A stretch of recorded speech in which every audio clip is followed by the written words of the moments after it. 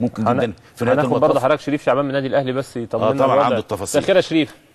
مساء النور، تحياتي لحضرتك يا كابتن سيف والناقد الكبير الاستاذ عصام سالم وكل مشاهدي قناه الحياه في كل مكان. اهلا استاذ شريف. الوضع عندك عامل ازاي؟ كابتن سيف خليني اقول لك يعني هتافات معاديه للكابتن حسن حمدي بشده.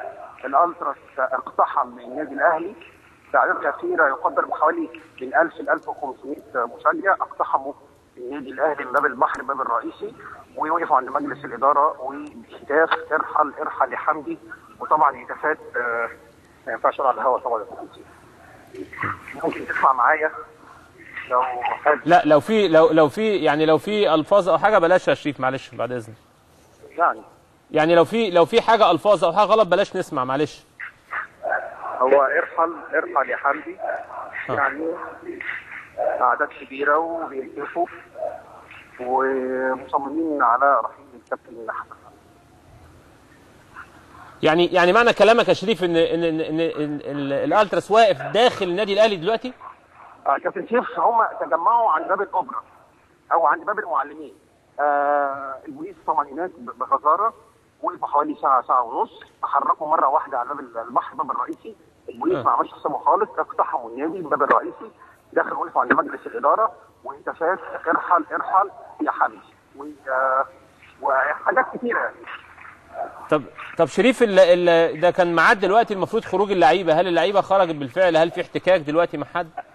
خليني يا كابتن سيف اقول لك ان اللعيبه خرجت من حوالي نص ساعه بداوا يخرجوا، ما فيش احتكاك خالص مع اللعيبه، ما بيكلموش اللعيبه خالص، اللعيبه خرجت في هدوء، خدوا عربياتهم ومشوا في وسطهم، ما فكروش حتى يسلموا على لعيب واحد. هم هتركيزهم كله منصب في رحيل الكابتن حسن حمدي رئيس مجلس اداره النادي الاهلي.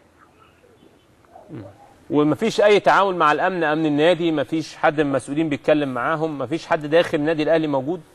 هو كابتن سيف زي ما قلت لحضرتك طبعا هم كل الامن النادي الاهلي الامن المصري الشرطه كله كان على باب المعلمين.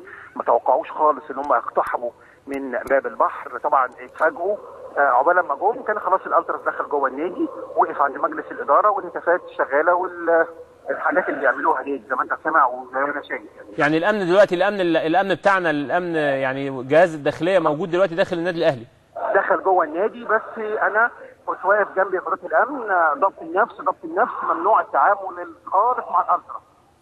تعليمات ما حدش يجمع الالتراس، ضبط النفس. شكرا الحقيقه الزميل شريف شعبان.